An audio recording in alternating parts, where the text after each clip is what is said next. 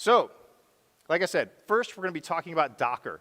Now, something that I find really interesting is that people who learn about containers think that this is like, oh, it's this new innovative technology, and it's like it changed the world. I mean, in some ways it did, right? But something to understand is that there's been a long history of containerization throughout, at least my experience as an operations person. Docker is just a new and standardized implementation of containers. So let's talk way back in the 1960s when Unix added the user account. This was actually the first step of process isolation within Unix, right? Now we've got the hardware, the kernel, separate processes all running under different users. Later we added chroot. Who here's used chroot? I mean, come on, this is scale. There's gonna be a lot of people. You gotta be my people, right? All right, thank you. You can put your hand down now, sir. Now that isolated the file system, it was very bad, right? It didn't work very well. FreeBSD added jails, which were even better. They isolated even more things. Who here has ever used Solaris zones? Yeah, right? Yeah. Zones were better than Docker. Zones were amazing. I loved them. They're dead. So in 2005, VMs became a resurgence, right? It was actually a technology that existed before, but it became commoditized around 2005. So now you've got this multi-tiered cake. You've got the hardware, now you've got a VM hypervisor running virtual machines. Each one's running a kernel that's now running processes. In 2007 is when Google developed C groups and added that to the kernel, right? Now, this was the first time that the kernel had that level, the Linux kernel had something close to Solaris zones, where it could do that level of isolation. And then the Linux community produced LXC, which was their toolkit for running containers. Has anybody used LXC? I've actually used it before. It's pretty bad. It's pretty painful, right? It's very much like a set of small tools you have to kind of bind together yourself, as opposed to a cohesive tool. So now this cake, this wedding cake, is looking pretty tall, right? You've got the hardware, the hypervisor, the virtual machines, the kernel. Now each one of these processes is actually running inside a container. In 2013, Docker launched out of a failed startup called .cloud. .cloud was a 12-factor competitor to Heroku and these other platforms. Totally tanked. And kind of like they hit the eject button, and as this plane is going down, a parachute emerged, and this little tool called Docker kind of just floated down from it, and it was bequeathed upon the industry. And it really did change everything. Not because it was the first thing to do process isolation, but because it was the first thing to codify and kind of standardize what that process isolation toolkit looks like. Now, one of the important things that you need to understand, who here has used containers like in anger? Okay, only like 10%, right. Sometimes we give this workshop to like VPs and suits, right? And so this message for them is very surprising when we explain that containers are not just micro VMs, right? The isolation that you get with a container is not perfect. They're very leaky. And you should think of them, in my mind, I think of them as like picket fences as opposed to walls. Containers are a set of C groups and namespaces and oh, what just happened? Just lost the video. Yeah, a bunch of kernel features working together. Am I back? Okay. I won't fucking touch it. All right. Backing away slowly. That give the impression of being in your own virtual machine. And it's kind of funny because if you look at the history of containerization in the Linux kernel, every time somebody's like, oh, that part's not actually isolated. Like, that's the same thing that other processes, other containers see. The Linux kernel team comes in and be like, oh, yep, that's a good one. We'll just put a little picket fence right there. All right, good. And it's just been growing over time, right? So when you look at a container, you realize the container is sharing the same kernel I mean, that's the obvious thing that is not isolated between containers. So the kernel, and also that means all the modules that a kernel is loaded, and ostensibly all of the features of that kernel. One by one, those features have been isolated into containers, right? So containers are not security, but a better way to think of this is containers are like a subset of security. It's part of your balanced security diet. They add a lot, but you don't want to depend on them entirely on their own. Running untrusted multi-tenant workloads in containers today is still a bad idea. You open a Kubernetes cluster to the big world, and you say you get to run whatever you want, and those containers are co-located on the same host, and you're not using gvisor or Firecracker or some other technology to add even more isolation, it's still a bad idea. There are still exploits getting out of containers. So, given that Docker is not something brand new, right? Docker is just a honing of previous technologies. And given that containers are this leaky abstraction in the container, or in the kernel, why do we even need to care about this? Containers are still transformative. For application developers, it means that you no longer have these dependency versioning issues, right? I was just talking about how Python, the problem with Python is its deployment story of virtual envs and having to make sure that you got all the right packages ready for you in production and the exact same version is running. You don't have that with containers, right? Containers solve that. You can have one command that spins up dozens of microservices with like Docker Compose locally, for example. You can containerize your own tools for portability. We're seeing more and more teams adopt this pattern where as an operations person, instead of having to write all my stuff as statically compiled Go binaries, where'd the Go guy left? Oh, you're right there. All right, you moved. You can just containerize your tools. And you've got true dev, staging, production parity, which has always been the bane of my existence as an operations person and as an application developer. Like, the works on my machine story sucks. This solves it. It also enables infrastructure as code in ways that you couldn't do before. And for operators, you also care about that dev stage prod parity. You can standardize your deliverables. You no longer have to worry about like a team adopting a new language or a new runtime and having the discussion with that team of, okay, how do we deploy your newfangled thing? You can say, I don't care what it is, it's a container, right? As long as it's a container and it listens on whatever port I tell it, everything's good.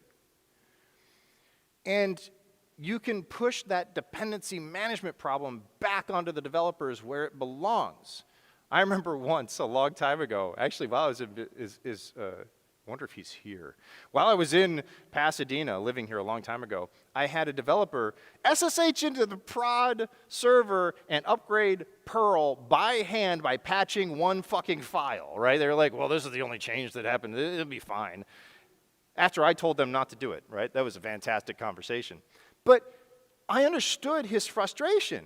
He needed that Perl version to be upgraded, and I was just blocking him. I was not adding value by slowing him down. Containers solves that. And it also enables immutable deployments, which is very, who here practices immutable infrastructure? Sort of, yeah. One person over there, wow. What's your name, sir? Eric? All right. Immutable infrastructure, who here knows what it is? About a third. So immutable infrastructure says, instead of having a fleet of servers that are all pets, and every time you have to upgrade something, you run like Puppet or Ansible or Chef, and it just updates the little files in there, and they kind of slowly accrete over time.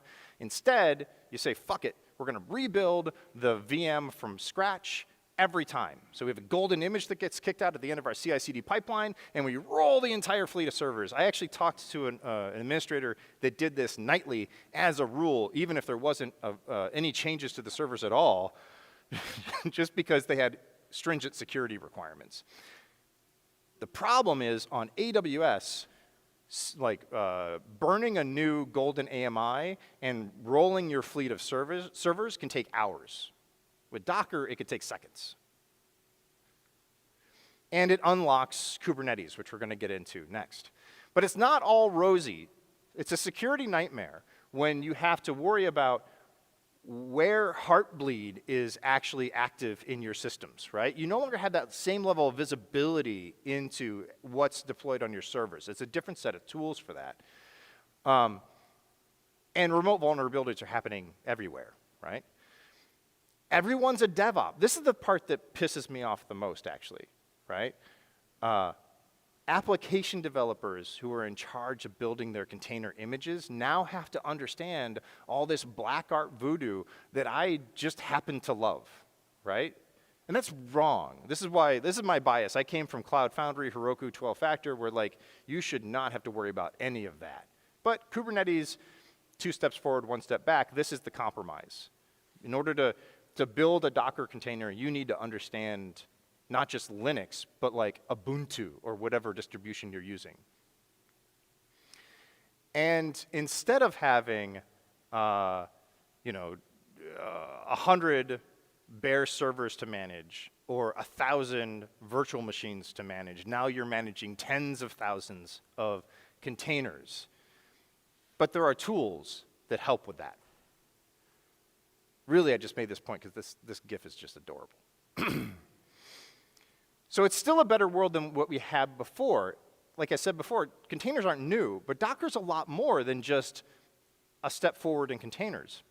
Docker does 3 completely separate things, and they're all very important. They could all also be 3 separate tools, but Docker was trying to be a company. I mean, they are a company. They're actually a very successful company. We just don't think of them anymore. And so they kind of tried to bundle everything into this one tool. So Docker standardizes, seriously? Docker standardizes the packaging, the running, and the distribution of containers. So how do I create a container image? In the cloud speak, this is how do I create an AMI? It's the parallel to creating a container image. How do I run those images in containers? So how do I take that AMI and produce an EC2 instance running that AMI? That's the analogy. And even better, how do I share them? And there is no good analogy with Amazon or with the various clouds. But with Docker, I can very easily just start running Nginx or any other third-party tool without having to like download and configure it and all that. I just say run it, because Docker also has Docker Hub. So let's talk a little bit about the Docker architecture. Docker is actually a client-server system. When you're using Docker, you don't necessarily think of it that way because you're usually doing it all local on your laptop or your server or whatever. But Docker is client-server.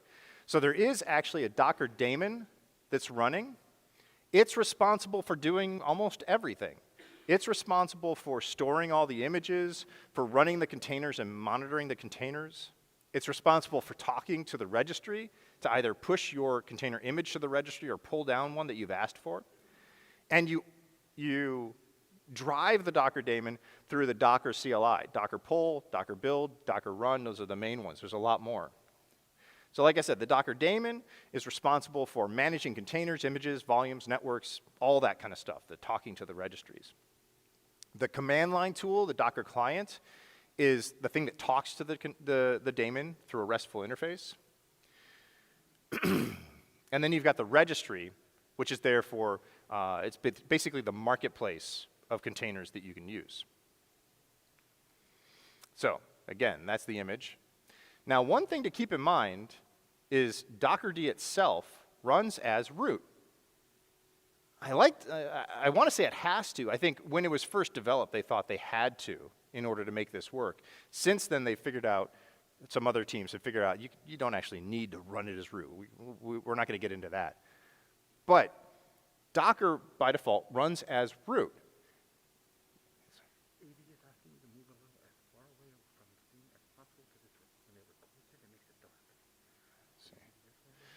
All right. I'm I'm gonna like half ignore what he just told me because he wants me to move away from the screen and optimize for the video. I'd rather optimize for you people here sitting here right now. So Dockerd runs as root, which means, and you'll see this in the lab, if you give someone access to Docker, you've effectively given them root on your machine. It's a very important security fact. I don't care what user they're running as, but the moment you give them access to the Docker command, which is why when you install Docker on Ubuntu, you actually have to explicitly add users who are allowed to run Docker to a special group, because you've given them root on your server.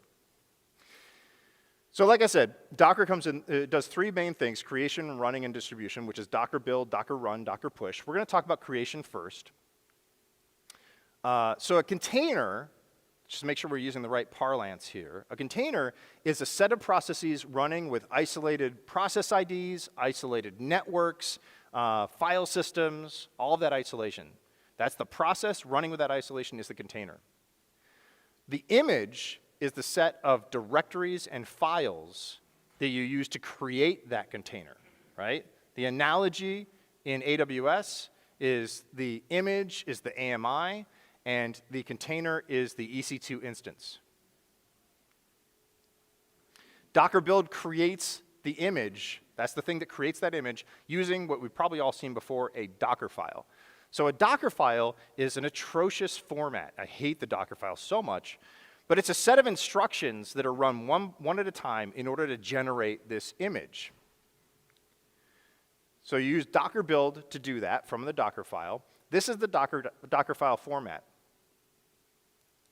It's this instruction and a set of arguments. You can usually use backslashes to break the line up into multiple lines. Sometimes you can't because the Docker file is a not well thought out format. You've got a bunch of instructions that you can use here. We're only listing, what is that, 7 of them? I think there's more like 24 different instructions that are available. But these are the most common ones. So you've got the from statement that says, I want to start from a known image, and I'm going to add to that known image. It's a lot easier than starting from scratch, which actually is another way you could start. A run command executes arbitrary Linux commands inside the builder image in order to generate the image itself. You can set environment variables, you can set the working directory, you can copy files. We're going to go through these.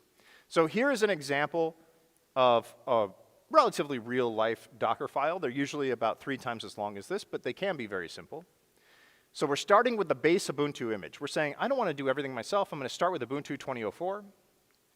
I'm going to install Python by hand. So I'm doing apt-get update -y, apt-get install -y, Python 3 pip, Python 3 dev. Again, your app developers now have to understand this voodoo, right? I'm going to install specific Python packages. Here I'm going to install Flask. I'm going to create and change to the /app directory. Remember, the file system's isolated. You don't have to worry about like, oh, where should I put the app? Should it be under like somebody's home directory, or should it be under like opt local application or something like that? Nobody else is using this file system. Just go straight into root. It's fine. I add the application files. I set a couple of environment variables. So I copy the application file in. I set these environment variables. And then I set the default container command. So when I run a container using this image, by default, it's going to run Python and the unicorn.py file. It doesn't have to. I can override that, but it's nice to have that default. It makes things easy. Now, these instructions are run inside a temporary builder container. That's this little guy down here. There we go. So one by one, these instructions are run through the Docker daemon into this builder container, and when it's all done, it snapshots that container, and that's how you get the image. So the run once when you build the image, in your example you did like update. So that will be updated only as of the time you build the image, not as of the time you run it? That is correct. That's a very good question. In fact, I'm going to repeat it. This run command only happens when I'm building the image, right? Which means the apt-get update and the apt-get install, the installation of that Flask package happens once. as long as I don't rerun Docker build, and even then there's some caching that we're going to kind of skip over, but as long as I don't rerun Docker build, that image is always going to have exactly the same versions of these, of Python and of Flask and everything. Does that eliminate the need for like a virtual environment in Python? Yes, it does. It eliminates the need for a virtual env in Python because this is your world. You're back to old school, like I'm just going to install these things all over my system because all over my system is actually very small. Yes, sir. So there's item potency. There's item potency. That is correct. That is correct. It's almost hermetic, and if there's any Nix people here, I will fight you. Go ahead. How are we using item code? Normally means when you run it again, you'll get the same, after you've done it once, you'll get the same result. But the external things may have changed or that won't be true, right? It's idempotent because of the cache, the layer cache. You'll actually see that in the lab. Yeah. Very good question, though. If you destroy the layer cache, you run it again, it's not idempotent. Go ahead, sir. You said you didn't like the syntax. Why is that? Just because it's poorly thought out. Why don't I like the syntax? Let's talk about that over beers later. Yes, I could go on. Was there another hand? No, okay. Where was I? Right, so I'm going to look at, I've got a local file system here. This is on my laptop. I can see I've got a Docker file, and I've got a unicorn.py file, right? The Docker file is pretty much what we just saw. I run docker build -t unicorn dot. All right, -t means I want to tag the resultant image with the name unicorn. Dot just means your current working fucking directory, right? So it's just saying like, look for the Docker file here. It's building it, and at the very bottom you could say naming to docker.io/library/unicorn. That feels weird, that's fine. And then when I do a docker image ls, I can see that I have a bunch of other like images. These are probably actually the layers while it was being built. I've also got like this bash image that's just from shit that I was doing, but I've got that unicorn image up at the top. So that's how you create the images. Now I want to run it. That's through docker run. I run docker run -d -p 5000 to 5000 unicorn, and then I curl localhost 5000, and I get a response from our Python application. What do these flags mean? Does anybody want to tell me what -d means? I give you a hint, we mentioned it earlier. Daemonizing, yes, that's right. Yes, I know you all had it, I know you all had it. And then -p means mapping ports. Now here we're just going to map the same port inside the container to outside the container. Remember, containers have their own network stack, their own version of localhost, their own ports, right? So just because my process is listening on 5,000 inside the container means nothing outside the container. So Docker run does a ton of stuff. It'll run a new container from an image. It'll also take care of downloading an image if you want it to. So if I want to just run Docker run Ubuntu, it'll download Ubuntu. It'll map the ports. It does permissions, attaches networks, mounts volumes, sets up users, all kinds of stuff, which is why it has over 90 subcommands. Again, Docker didn't have to go down that road where creating images, running images, and dealing with a registry were one tool, and yet here we are. So Docker run's the workhorse, and we're going to go through just a few of the key commands with Docker run. First of all, and this is important, the ordering of the flags is important with Docker run. So here we've got Docker run, whatever flags are needed, then the image name, and then the command. You cannot swap those. So here I've got Docker run -v, which means mount, my own / from my laptop into /host. I'm running the image name Ubuntu, and the command is going to be rm-rf host etc password. So the order is important, right? You want to make sure that you set the flags, but don't actually run that command, please. I have to reprovision your workstation. It'd be bad. The order is important, the flags, then the image, then the command. Now, the image name often looks like a command itself. That's some misguided like optimization that Docker tried to provide. It's not the command, it is the image name. So here I can do docker run -it --rm bash echo hi. It'll echo hi because that's the bash is actually the name of the image, not the actual command bash, but the bash image is set with an entry point, and it's whatever. We also have Docker PS, which shows you the running containers. You can have a couple of flags here. You can see all of the containers. You can just show the most recent. You can be quiet and only print out the numerical IDs. By default, PS only shows you the running containers. So here, I'm running Docker run. I'm going to call it ID, and I'm going to run the bash image with the command ID. And you can see the bash image actually runs as root. It's kind of interesting, right? Then I run the nginx image, and I call it nginx. When I do Docker PS, I can see that the only one actually running is nginx, because the ID command just exited cleanly, right? It's done. If I do Docker PS-A, I can see that I've got both nginx and the ID container sitting there. So Docker keeps track of those old containers, so it can give you the exit code and the logs and all that kind of stuff from there.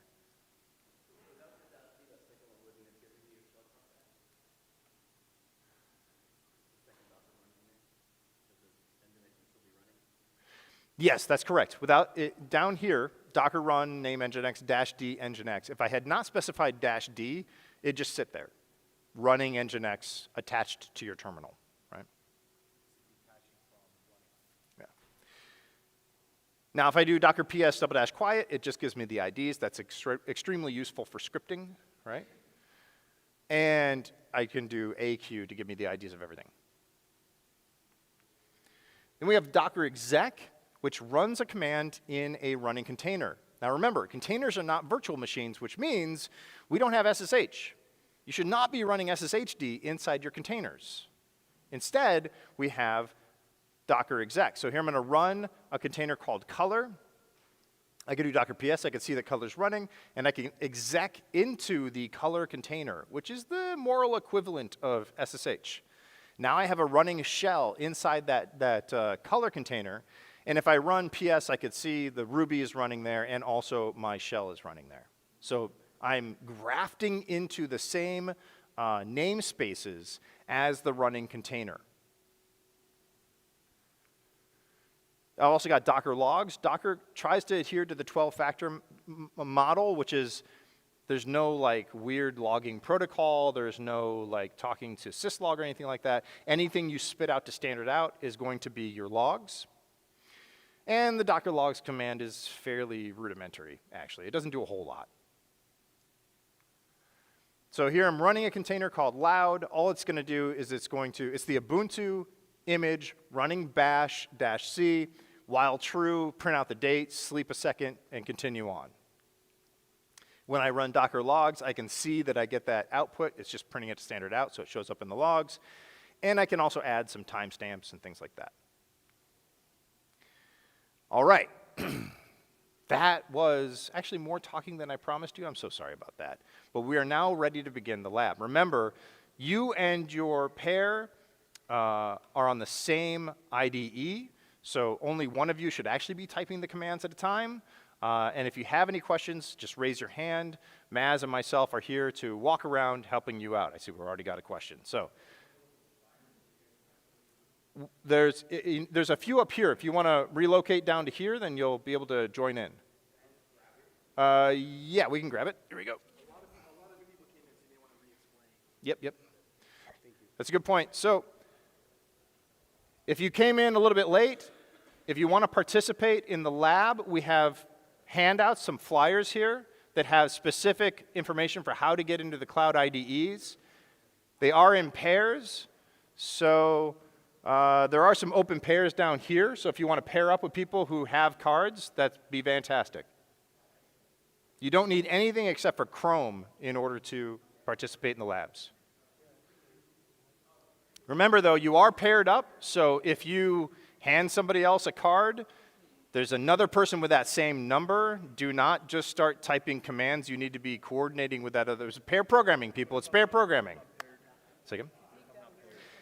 If you do not have a pair, go ahead and raise your hand. So if you're solo, raise your hand so that other people who are looking for a pair can join you.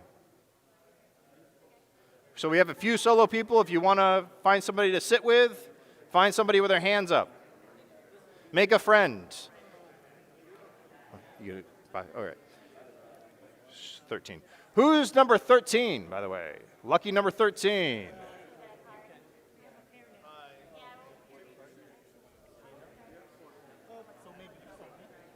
Oh, you're still up. Very good. 23.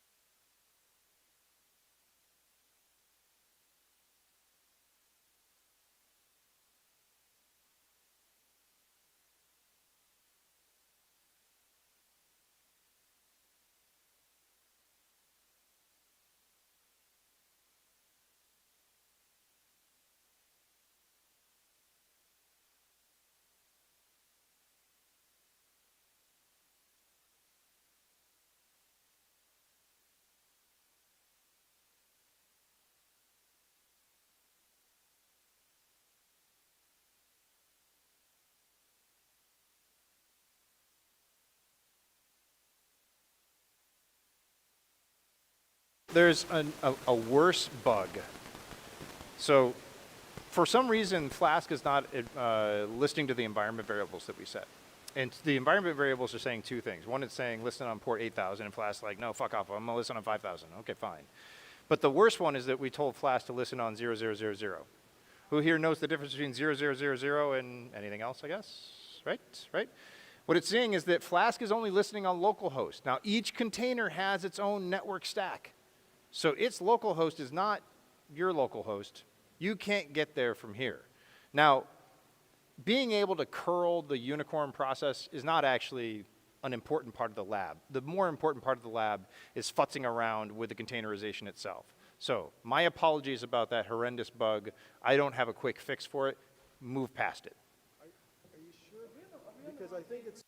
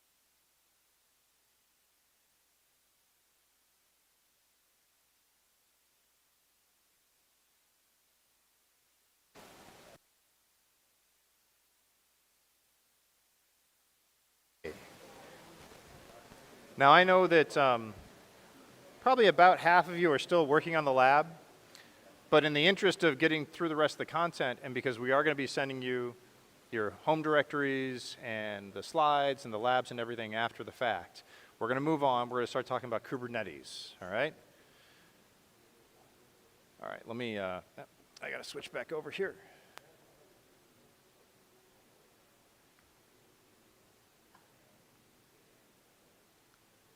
There we go. All right, so let's talk about Kubernetes. We just saw what it was like to use Docker, but as people have noticed there's a lot of stuff that Docker does not do for you, right? Somebody had the question, how do I wire up the networking so I can get ingress from the internet into this container? That's something that Docker totally does not attempt to do, right? Now, Kubernetes is the solution to a lot of these problems. Kubernetes was born out of Google, and because of that, a lot of people have a misconception about Kubernetes that, well, let me just ask, how many people here have heard that Google uses Kubernetes, that Kubernetes is technology that Google uses and is bequeathed upon us mere mortals, right? It's a common misconception. In reality, Google still uses something called Borg, which is totes old school. Like, it's not containerized, it's just raw VMs. And that drives the vast majority of Google's workloads. Google tried to build a modern, dynamic, containerized version of Borg called Omega. Anybody hear of Omega? Read the Omega paper? All right. And as far as I can tell, I'm not a Googler, but from what I've been able to suss out from talking to Googlers who are willing to be a little loose-lipped, it's basically failed, right? And then 3 Googlers said, fuck it, we're doing it again, and we're gonna do it open source this time, so it's part of the community. And that's where Kubernetes came out of. So it's not actually something that Google uses internally. It's not even used for Google Cloud Run, which is a common misconception. The only K8s that Google runs is your K8s, right? When you're doing GK, somebody just looked at me like, K8s? Kubernetes, K8S, I call it K8s, whatever. I'm lazy. The only Kubernetes that Google runs is when you run a Google, like your clusters, that's it. Now, the nice thing though about that Google lineage is that it does have the Google philosophy. So it does have like the amazing API and just the Google philosophy about how things should work, and it's really good stuff. Now, Kubernetes runs your containers in production, but the real value of Kubernetes is that API.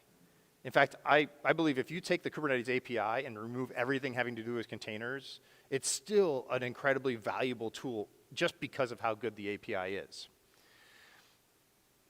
Now, Kubernetes provides, are you serious? Oh my gosh, I'm so sorry. It provides a declarative, idempotent, and extensible API. Later I can talk about, like over beers, I'll talk about CRDs and how genius they are, to run containerized workloads in production, enabling immutable infrastructure as code. So let's review some of these key concepts. So first of all, declarative. Declarative, who here wants to tell me what declarative means? No, okay. Write it once ahead of time, and this becomes the thing that you had written. Yes, yes, I like it. Write it once, it becomes the thing that you have written. Declarative means, yeah, you are declaring your end state, and it is up to the tool to get there, right? It is sudo make me a sandwich, right? Instead of saying exactly how a sandwich should be made, you say, I expect there to be a sandwich right here. Why is there not a sandwich, right? Yes. And then you've got idempotent, who wants to say, tell me what idempotent is. Somebody was arguing about it. Run it twice, you get the same result. Concise, love it. So yes, the same command, run twice, 5 times, 100 times, doesn't matter, you get the same result at the end every time. Extensible API. Kubernetes supports this thing called CRDs. Again, I think they're genius. You can actually teach Kubernetes about new object types, and they become first-class citizens in the Kubernetes API. It's the first time I've ever seen that in an API. Say again?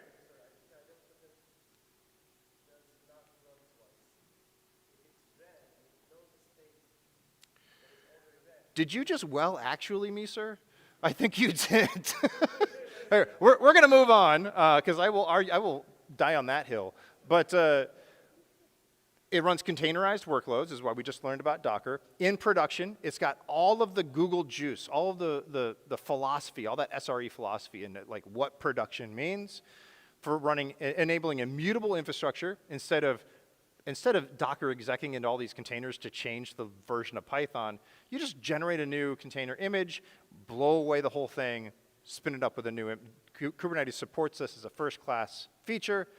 Infrastructure as code, everything is defined in YAML and Docker files. It's very good. All right, so let's talk first about the Kubernetes architecture. There's multiple components to the Kubernetes architecture. The nodes, the control plane, and etcd are the main ones that we care about.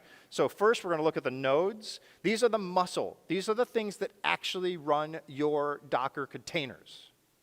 All right? So it's just a bunch of empty VMs sitting there waiting for your workloads. Going back a little bit, the nodes do have a couple of components. They've got the kubelet, which is responsible for talking to the API, the kube proxy, which is responsible for setting up all the networking, and they talk to containerd or dockerd or whatever containerization technology you want inside the node. I see one question. No? No, okay. Then we've got the control plane, which is the brain. This is running the API and all of the controllers.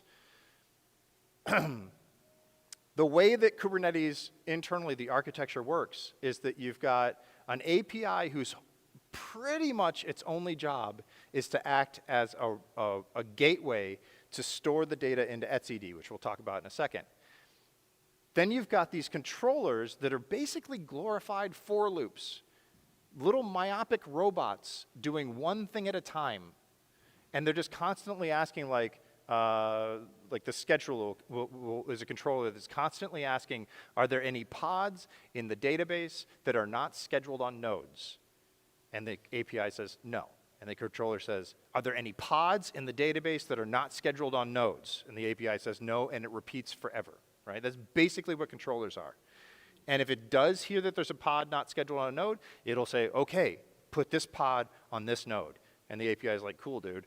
And it just repeats over and over again. That's how you should think of the Kubernetes architecture. A bunch of little robots just knocking at the API over and over and over again. Then you've got etcd. Who here has heard of etcd? A few of you? Okay. It's a database. It's a very small, distributed database that is designed in the CAP theorem to be available, consistent and partition tolerant, not highly available, if I remember correctly. I might have gotten that wrong. He's like, I got that wrong. Okay, that's fine. The name etcd is actually supposed to be a mimicry of Linux's /etcd. It was designed by CoreOS before Kubernetes was a thing, and the intention was this is a distributed version of Linux's etcd. It's supposed to hold small amounts of configuration information, which is actually all that Kubernetes needs. So Kubernetes uses etcd as the only memory in the cluster. All right, so that's the architecture of what is a Kubernetes cluster. Once you have that cluster running, you're going to want to provision resources into that cluster. These are the API objects that the API server understands. We're going to talk about just like 3 of these resources. A normal Kubernetes cluster has over 90. We're just going to talk about 3 of the main ones. These are your bread and butter resources. So first of all, we got a thing called a pod. I'm going to fucking freak out right now. Who here knows what you call a group of whales? There you go. It's a pod. You see the joke, right? It's Docker with the whale in the group. Okay. So a pod is a set of containers sharing some containerized namespaces. Remember, containers are just a set of Linux kernel features, so you can actually bend the rules, right? So all these containers actually share the same network stack. They have the same IP address, for example. Each one of these containers has a different file system that they're viewing. You should think of a pod as one main container that is the main reason that pod exists, like it's running your unicorn container. And then maybe some ancillary containers, much like little fish on the whale cleaning the side of the whale. Yes? It is not like a subnet. No, I'm not sure what you meant by that. I'm going to say no. No, it is the same network stack. So they all have the same local host. right? So if this container binds on 5,000, this container cannot bind on 5,000. Internal port. Internal to this network namespace. I'm going to stop this entire line of questioning because this is far too deep.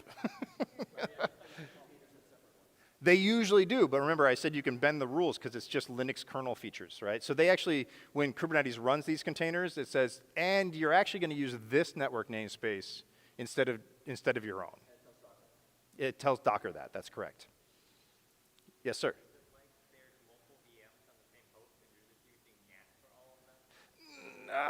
No, you should think of these as, these are just different processes. And this is sort of the host. I'm not going to go down that path because that's too confusing. I'm going to go ahead and say yes so that we can move forward, sir. Now, a common mistake is to say, oh, a pod runs a bunch of different containers, so I should run my API server and my database and my Nginx all inside the same pod. That is incorrect. Do not do that. The pods are something you also never run by hand. You should never provision a raw pod. You should instead provision a deployment. A deployment is, again, these are just API concepts. The deployment is not a thing. If you SSH'd into the node, you'd be like, oh, there's the deployment. All you would see when you SSH into the node is containers. You would have to figure out that, oh, these 3 containers are part of this pod. And the fact that I've got this whole set of these containers that look relatively the same, they're probably part of a deployment, right? But a deployment's job is to basically allow you to scale out your pods. I want to run 100 Nginx pods, right? So I have a deployment of size 100. Those pods will be running across all of your nodes, right? A deployment is not locked onto one node. And then we've also got services. Again, somebody asked, how do I ingress into that pod? Or sorry, that container when I'm running on a Docker? You can't with Docker. But Kubernetes does take care of that for you. With Kubernetes, you can have these rules for routing traffic into pods, which Kubernetes calls services. I'm very disappointed that the Kubernetes core team chose the word service for that. I think it should be called like network routes, something a little bit more obvious. When I first saw services, I thought, oh, that's my workload that's running. No, that's your deployment with your pods. But a service, you point it at the same pods, and you say, I want this to be a load balancer service. And it'll actually go and provision a load balancer in Google. And then it'll start routing traffic through that load balancer into those pods, all the way through the nodes, into the pod's network namespace, so it takes care of a lot of that routing detail for you, all the way to the port that the pod is listening on. Real quick, in this diagram, if each one of those pods represented the lab stack, the web server, right? Yeah, just the web server, yes. So the deployment has multiple different pods. All of those, each pod itself is going to be listening on port 80, or are they going to listen on different? Yes, that's correct. So he asked, if each one of these pods is, for example, a Python web app, right? It's actually, they're running the same container. They are the same Python web app, right? And they are all, each one is listing on its own port, like 5,000. And this service is configured to know that it can route into that container's port 5,000. So you don't have to worry about port contention with Kubernetes. So these are the objects that you can create in the Kubernetes API. Primarily deployments and services, and deployments in turn create pod objects in the Kubernetes API. But how do you actually tell the API you want these objects? Well, Kubernetes doesn't have a GUI. You don't click around to create stuff. You can install that, but then you probably get fired, right? Instead, it's all about the CLI, kubectl. It's adorable, it's kubectl, right? Now, kubectl is actually very predictable. It's very consistent in how you use it. Kubectl verb, type, and then an optional name and optional flags. So I could say, kubectl get pods. Show me all the pods, and it'll show them to you. I can say, kubectl get deployment application. Show me the information about the deployment named application. I can describe the service named front end. It gets it to me in a more human readable way. I can scale the deployment named blog, so I'm changing the number of pods in the deployment named blog to 3. And, excuse me, so those are just some examples of that pattern. So once you internalize that pattern, kubectl becomes very easy to use. Now, in order to specify when you want to create one of these sets of resources, you do it through YAML, right? You get used to using a lot of YAML in Kubernetes. But it's actually great because everything that you put in that YAML is let me flip that upside down. There is nothing that you can tell Kubernetes about that resource that you can't put in that YAML. That YAML is the total and entire description of that resource. It gives you complete control. And you can create many different resources in one YAML file. You just have to use one of YAML's interesting syntax things of triple dash means start a new document. And each YAML document inside that file is a different resource. So here I'm creating both the Nginx service and the Nginx deployment that it will route traffic to in the same file. One file with one manifest with 2 different documents inside of it. Sorry to be pedantic, but I want to make sure we're on the same page. Now, in order to send that file up to the Kubernetes API, I use something called kubectl apply. And I say kubectl apply -f nginx.yaml. Here's the file. Take all this YAML, send it up to the API, and create that stuff. Now, kubectl apply is declarative and idempotent.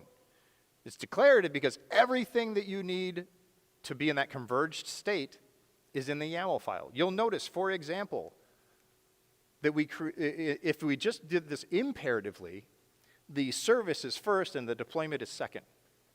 And that would be maybe an error in an imperative system. It'd be like, I can't route to something that doesn't exist. But Kubernetes is like, I don't care, it's fine. Like eventually maybe that deployment will exist. And then lo and behold, now it exists. It's declared. It over time converges to that desired state. And it's idempotent because I can apply that Nginx YAML, modify the Nginx YAML file, right? And then apply it again, and it will only change the things. Actually, that's not an example of idempotent. That's an example of it being still declarative and convergent, right? So I modify it, I say apply again, and it's like, cool, I'm just going to converge onto the new desired state. It is idempotent because if I try and apply the same file twice without making any changes, nothing wrong will happen. All right, any questions before we jump into the Happy Path Kubernetes lab? One in the back. Yell it out.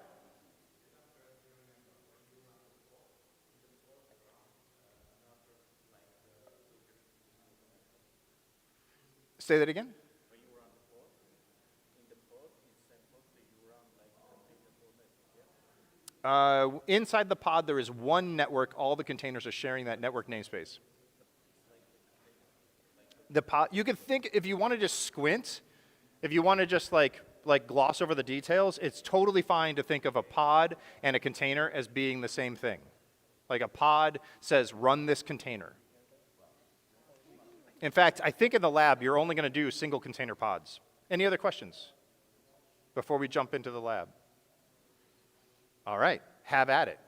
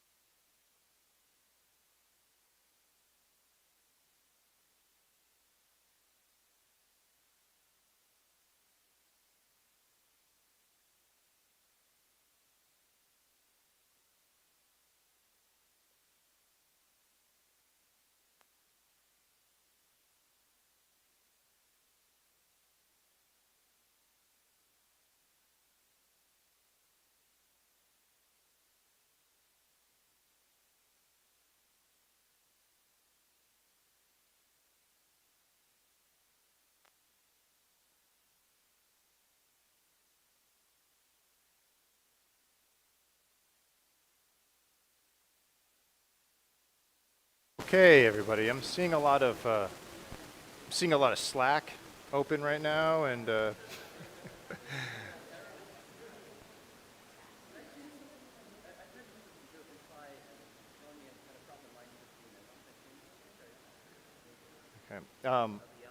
We could take a look at it later, but in order to get through the final chapter, I'm going to go ahead and move forward.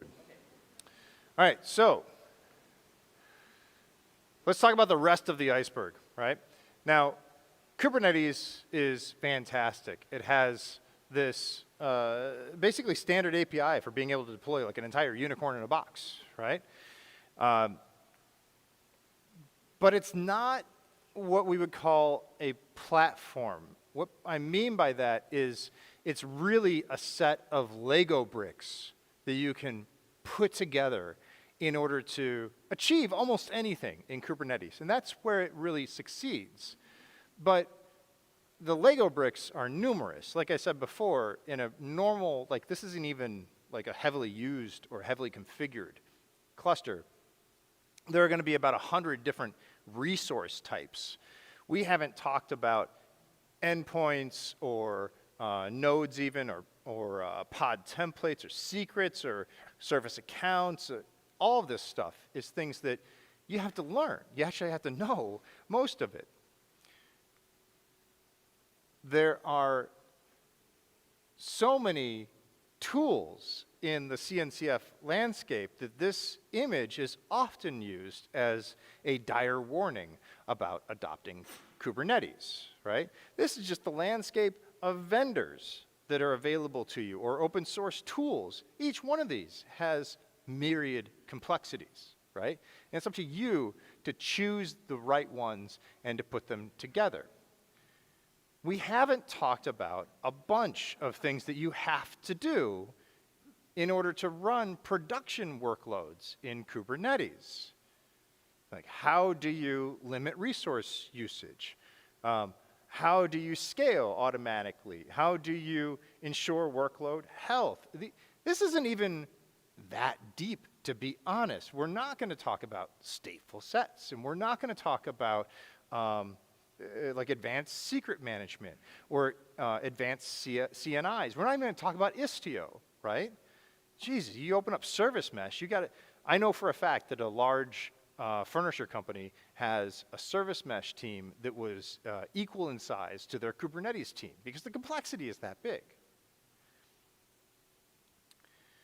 Now, what we're going to do during this next hour is this last hour, we're going to give you a chance to explore some of these deeper topics. And it's going to be choose your own adventure style. So at the top of this next lab, you'll see a table of contents listing out the various things you might want to play around with. You get to choose, you and your pair get to choose which ones you want to do, which order. You can go as deep or as shallow as you want. If you want, you could spend all of your time on one and just play around with it and see what things you can do. It's entirely up to you. You are not, well, I don't think any of you are going to be able to finish all of them. That would be shocking to me. So just choose the ones that sound the most interesting. That's it. Jump into your laptops.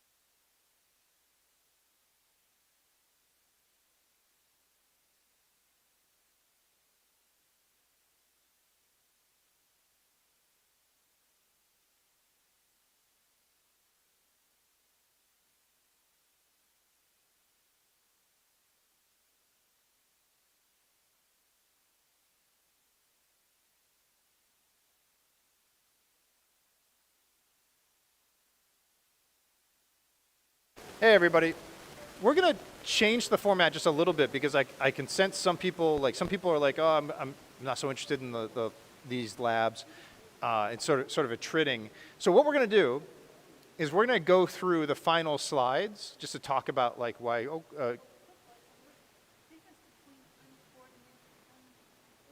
Let me get to that after we get through the last slides, okay?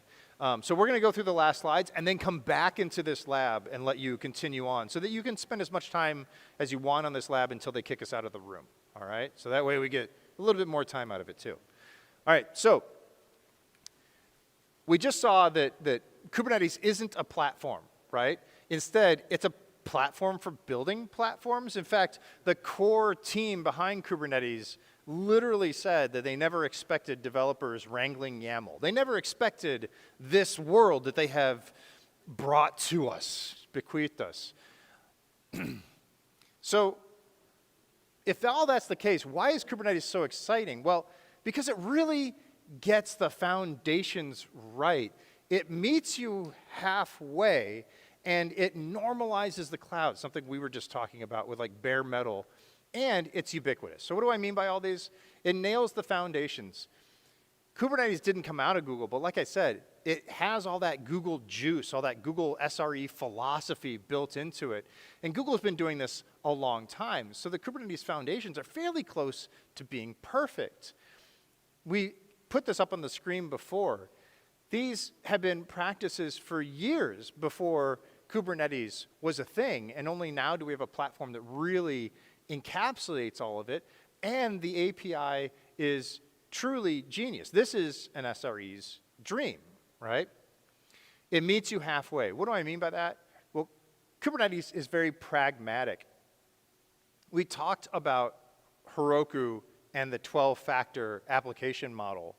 I actually used to run engineering for Pivotal Cloud Foundry. Who knows Cloud Foundry? I'm curious. Oh, God, that's so sad. There's like 5 of you. Anyways, Cloud Foundry was a 12-factor Heroku in a box. I swear to God, we were in all the big banks. Like, we were making so much money, right? But Kubernetes beat us. Even though Cloud Foundry had such a simple, I could not give training on Cloud Foundry. It would take an hour. I'd be like, it's CF push, and now your app's running. Like, I don't know what more you want, right? It was so simple, and it worked so well. But only for 12-factor apps. So only, like, it wouldn't work for databases. It wouldn't work for, like, your legacy weird Java app that wants to talk directly to each other and all this kind of stuff, right? So my hot take is that 12-factor was arrogant. We didn't meet people where they were. All the HashiCorp technologies are great because they're pragmatic. They meet you where, like Terraform says, you're wrangling VMs? I'll help you wrangle, oh my God. I'll help you wrangle VMs, right? But, is it working again yet? Oh, come on. There we go. Kubernetes gives you these building blocks where you can run anything. Your legacy weird-ass workflows that are doing weird-ass things, you can run them in Kubernetes. Kubernetes still loves 12-factor, but it loves legacy as well. So it meets you, it's very pragmatic.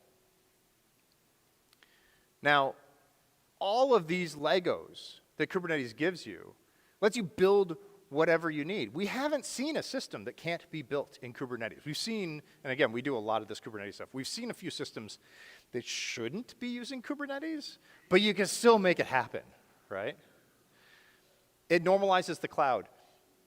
All of these different cloud providers, I was saying this to somebody else, they all have all these different APIs, these different ways of operating, sometimes different ways of thinking about the different things you can provision inside these clouds. And then Kubernetes came along and just slammed them all to the ground and said, we've had enough.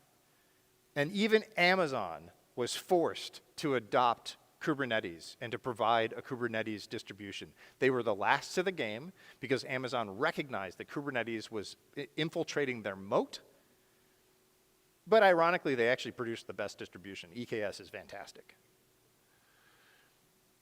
So Kubernetes provides its own vocabulary. And if you can, no matter what cloud you're given, if you can put Kubernetes on it, you can now use it the same way as everything else. So most of the time, there's some small changes that might have to be made, but I'm talking like less than 1%. Most of the time, the YAML that you've deployed to one Kubernetes cluster is going to work just fine in another Kubernetes cluster. And now, every cloud, and I mean every cloud, even the shittiest little cloud, has to have a Kubernetes distribution. And that's kind of great for us, right? It's bad for them, but it's great for us. It is ubiquitous, right? That image that I showed before, it's very scary of like, oh, look at all these things. But it's also great because there's a huge ecosystem of tools for you to lean on, right? If there's a problem you have, that's probably already been solved. When was the last time you saw an ecosystem this big? Not a rhetorical question, I'm asking. When's the last time you saw an ecosystem this big? Come on, hint. We're at the fucking Scale conference. I mean, come on. That's exactly right. We are not the first ones to say this. This is not like some genius thing that we're coming up with. But developers expect Kubernetes now in the same way that developers expected Linux when Linux started taking over the server world. And I was there, I remember. It's the same thing. Kubernetes is the new operating system for the cloud. All right, so that was it for the slides. Hashtag sales, I run a fucking company, I have to do this, right? I have a sales advisor who says, what are you talking about, you don't have this? I'm okay, fine. So this was just a small taste of what we provide. We do a bunch of workshops, we go extremely deep. These are usually like week-long workshops. We deliver them in-house to teams, right? My favorite, core Kubernetes is the most popular. It's everything you need to know about Kubernetes.